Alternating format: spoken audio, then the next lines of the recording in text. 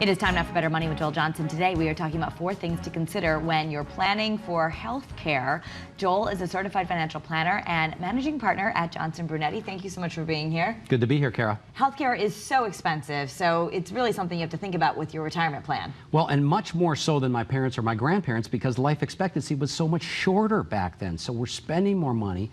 We're living longer, which we'll talk about in just a minute, and it's a much bigger factor than it used to be when it comes to good financial planning in retirement. Right, so let's look at your first point of life expectancy. Right.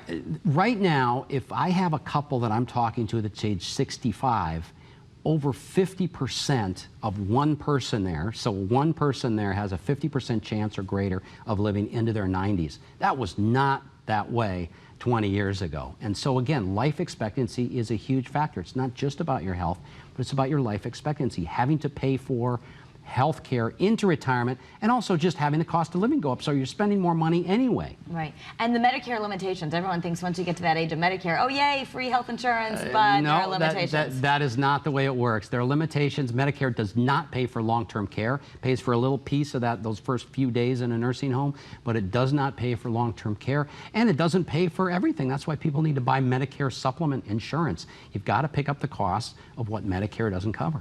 And the longer life, of course, can equal higher health care costs. Right. The health care costs are going up just like the costs of everything else. So not only are we living longer and having to spend more money on health care, but the price of that health care is going up. Again, that couple that's age 65, if we're planning for them being in retirement for 30 years, them living for 30 years, I've got to count on health care costs tripling during that period of time. And you need a retirement income strategy.